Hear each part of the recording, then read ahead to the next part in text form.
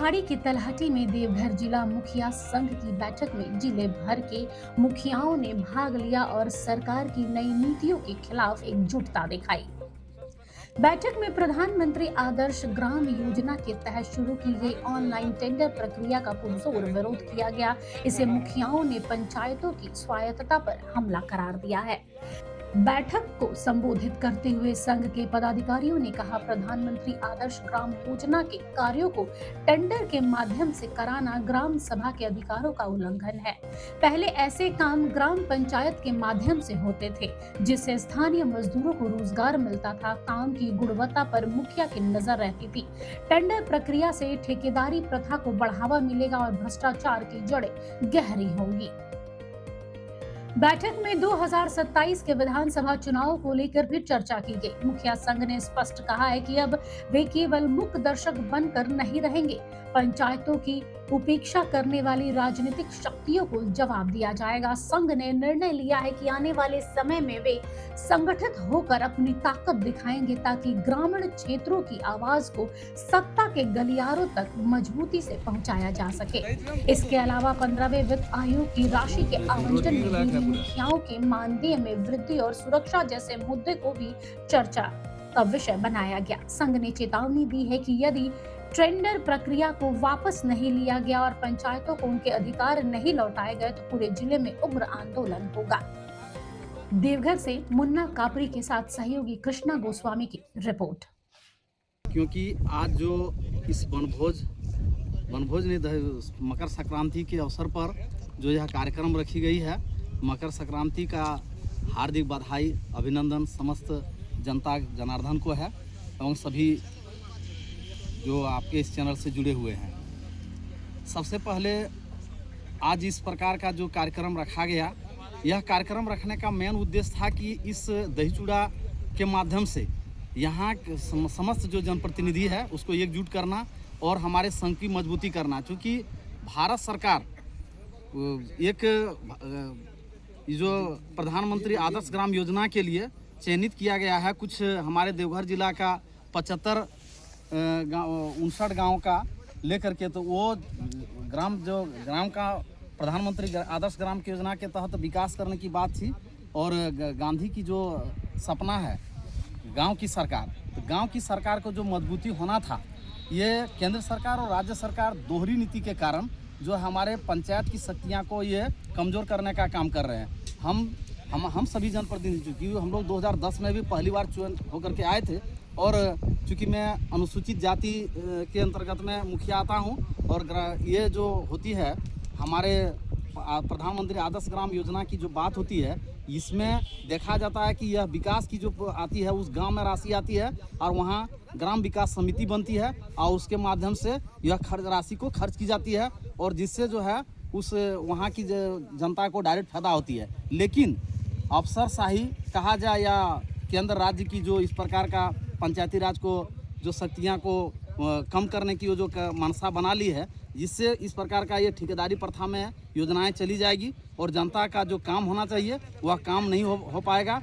इसलिए इस बैठक के माध्यम से हम सभी मुखिया संघ को मजबूत करते हुए एक प्रखंड से लेकर राज्य की लड़ाई और फिर ये जिला स्तर से राज्य की लड़ाई लड़ेंगे। और जो व्यवस्था परिवर्तन की बात केंद्र और राज्य सरकार द्वारा की जा रही है, कहीं न कहीं हमारे चुनाव होने के बाद इतनी 15 साल बीत गए, जो कि 29 विषय में 14 विभाग का 29 विषय पर पावर देना था, ये न मुखिया को पावर दे रहे हैं और उल्टा जो है हमारे जो शक्ति मिली है उसको भी ये हस्तक्षेप करने का काम कर रहे हैं और कहीं ना कहीं हमारे जो पंचायती राज व्यवस्था को ये कमज़ोर करना चाह रहे हैं। ऐसे हम सभी मुखिया आने वाले समय में ये चरमबद्ध हड़ताल करके आंदोलन करके अपने जो पंचायती राज की जो नॉर्म्स है, जो हम लोगों का 73वां संविधान में अशोक राय बलवंत राय मेहता समिति और कई समितियां जो बनी, जिसके ये जो पंचायत का गठन हुआ और उसका जो उद्देश्य था, उस उद्देश्य की पूर्ति के लिए हम सभी मुखिया और मुखिया संघ एकजुट होकर के अपने शक्ति को बचाएंगे। और चूँकि गांव की सरकार को मजबूत करने के लिए चाहे जैसे भी करना पड़ा वो करेंगे, क्योंकि चुनाव होने के बाद चूँकि हम लोग जो मुखिया हम लोग हैं, तो हमारे चूँकि हम लोग MA BEd वगैरह करके, चूँकि और काफ़ी पंचायती एक्ट के बारे में जानकारी किए भी हैं, लेकिन लग रहा है कि इस बार को जो चुनाव है इसमें हम लोगों की अधिकार को क्षति करते हुए और कहीं ना कहीं मुखिया के पावरों को ये शक्ति को ये कमज़ोर करने का काम कर रहे हैं। इसलिए हम लोग चरणबद्ध तरीका से माने इसका आंदोलन करेंगे। इसलिए रूपरेखा इस बैठक में तैयार की जा रही है। अभी तो चुनाव के बारे में कोई चर्चा नहीं है, ये संघ का बैठक है और हमारे जिलाध्यक्ष के नेतृत्व में हुई है। अभी आप सभी को पता होगा कि प्रधानमंत्री आदर्श ग्राम योजना के तहत देवघर जिला के 59 पंचायत लाभान्वित हुए हैं। उसमें से 75 गाँव को जोड़ा गया, जो उस 75 गाँव को मॉडल बनाने के लिए प्रधानमंत्री जी का सपना है।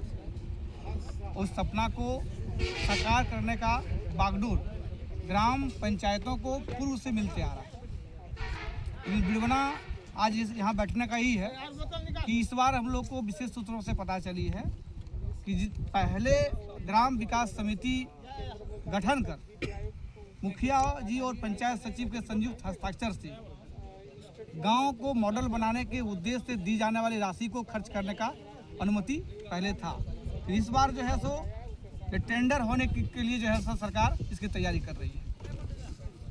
इससे साफ दिख रहा है कि पंचायती राज व्यवस्था को जिस उद्देश्य से लाया गया था कि गांव की मूलभूत समस्या ग्राम पंचायत समाधान करेगी और इससे ग्राम पंचायत को मजबूती मिलेगी, लेकिन इस बार कहीं न कहीं राज्य सरकार, केंद्र सरकार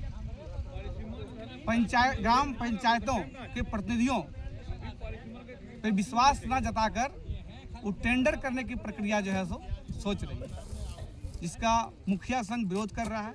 क्योंकि जो अनुभव गांव को मॉडल बनाने में पंचायत प्रतिनिधियों के पास है वो ठेकेदार के पास नहीं हो सकता है। और हमारा उद्देश्य है कि हमारा गांव कैसे मॉडल बने, प्रधानमंत्री जी का जो विजन है वो कैसे 100% धरातल पर उसका इम्प्लीमेंटेशन हो। इसके लिए हम सरकार से और जिला प्रशासन से ये मांग करेंगे कि जो प्रधानमंत्री जी का जो उद्देश्य है गांव को मॉडल बनाने की जो राशि सरकार अभी 40 लाख रुपया इन 75 गांवों को दे रही है, यह राशि ग्राम पंचायत को दी जानी चाहिए और उनके देख रेख में उनको इसकी बागडोर सौंपी जाना चाहिए और उसके देख रेख में जो है सो ग्राम पंचायत की चयनित उस गांव को मॉडल बनाने में इनकी अहम भूमिका ग्राम पंचायत के प्रतिनिधियों को होनी चाहिए। इसका हम लोग जो है आज की बैठक में हमारा मुख्य उद्देश्य। अगर आपको हमारा ये वीडियो अच्छा लगा तो इसे लाइक करें, शेयर करें और हाँ, सब्सक्राइब करना ना भूलें।